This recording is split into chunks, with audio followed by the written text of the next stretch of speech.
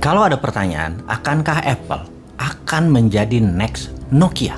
Akankah India menjadi next China dan meninggalkan jauh Indonesia? Akankah analisa banyak pengamat sejak tahun 2014 siapa yang lebih hebat pertumbuhan ekonominya sampai tahun 2030? India atau Indonesia? Bisa ditentukan sekarang. Pertanyaan berikutnya, apa itu Bilderberg Group? Apakah mereka yang sesungguhnya mengendalikan New World Order? Lalu pertanyaan, apa buktinya Amerika ekonominya terburuk saat ini dalam 30 tahun terakhir dan akan membuat dunia menjadi depresi? 4 kali resesi, 4 kali pertumbuhannya negatif, dan inflasi tinggi yang dimulai tahun ini, 2022. Akankah perang Ukraina selesai dengan cepat? Akankah ada virus Omicron bermutasi menjadi lebih mematikan dibanding virus Delta? Siapakah negara yang memiliki pertumbuhan ekonomi tercepat di dunia dalam 40 tahun ini? Yang ternyata bukan Tiongkok. Sahabat, pertanyaan-pertanyaan tersebut adalah merupakan bagian dari informasi ke depan dalam channel kita kali ini. Pertanyaan yang akan membuat banyak sahabat mengerti apa yang sedang terjadi di dunia saat ini. Informasi di media Bosman tidak menggunakan informasi dari media barat pro Amerika Sekutu dan NATO. Propaganda mereka tidak akan ada tempat di sini. Walau media di tanah air semuanya berkiblat ke barat, media kita adalah media resilient. Media penyeimbang informasi barat, tidak termakan propaganda barat, pastinya juga anti pada propaganda Tiongkok.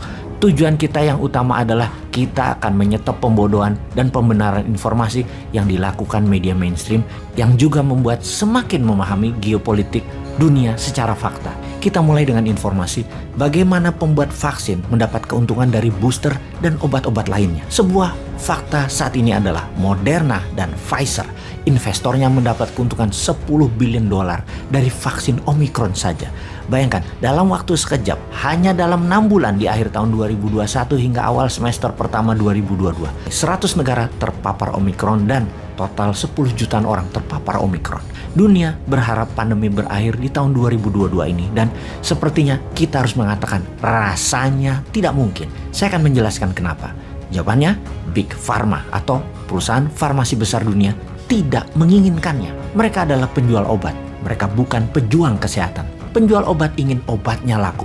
Pejuang kesehatan ingin masyarakat sembuh dan selalu sehat. Jadi, virus Wuhan Corona ini merupakan golden rule. Setiap kemunculannya, setiap penyebarannya, setiap mutasinya adalah keuntungan bagi Big Pharma. Siapa yang paling diuntungkan? Siapa lagi kalau bukan Moderna dan Pfizer?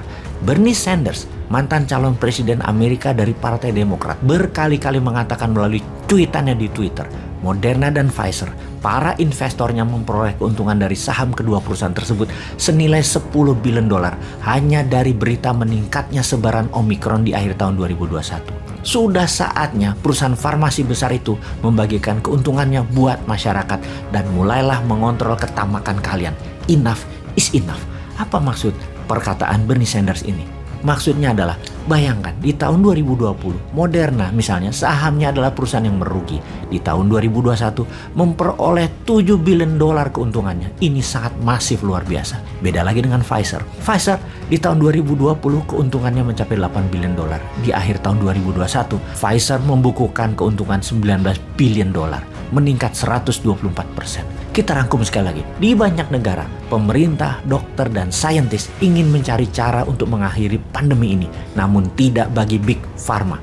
Pfizer dan Moderna sibuk dengan memperbaiki model bisnis mereka.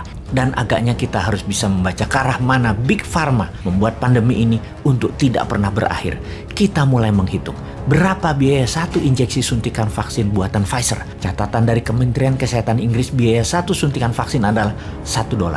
Dan berapa dijualnya? Hampir 30 dolar atau 30 kali atau 3000%. Itulah biaya yang harus dibayar oleh banyak pemerintahan di dunia ini. Bagaimana dengan Moderna? Sama, satu dose, satu injeksi sekitar 30-40 dolar. Dan ini adalah biaya yang dibayarkan oleh pemerintah Afrika Selatan dari data kami. Namun Big Pharma punya argumen di mana mereka mengeluarkan biaya jutaan dolar, bahkan billion untuk research dan development. Dan itu sudah tahunan lamanya. Namun itu bullshitnya mereka. Ingat, Moderna dan Pfizer keduanya mendapat insentif dari pemerintah Amerika. Moderna mendapatkan biaya 2,8 billion dolar dari uang pajak negara Amerika. APBN itu istilah Amerika adalah tax money. Pfizer juga sama, memperoleh 2 billion dolar. dari pemerintah Amerika. Jadi Moderna dan Pfizer dapat subsidi dari pemerintah Amerika namun tetap bisa menentukan harga jual sendiri. Mereka juga menjual dengan harga berbeda ke negara yang berbeda dengan maksud berbeda tentunya. Vaksin adalah tool.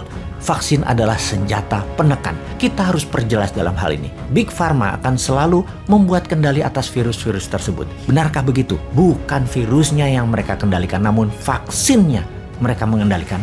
Suplai vaksinnya mereka kendalikan dengan membuat keterbatasan hingga sekarang. Negara-negara Eropa bahkan harus membeli lebih mahal lagi sejak awal 2022 ini. Sekarang kita bicara booster. Lihat kesaktian Big Pharma sebagai pembuat vaksin ini. Mereka bisa memaksa sebuah pemerintahan dan membatasi jumlah barang dijatah di setiap negara tersebut. Big Pharma bisa memblackmail sebuah pemerintahan, bahkan pemimpin Moderna mengancam akan menaikkan harga hingga $170 per dos injeksi atau 170 kali dari harga produksi. Apa yang terjadi kalau booster ini adalah diwajibkan setiap tahunnya?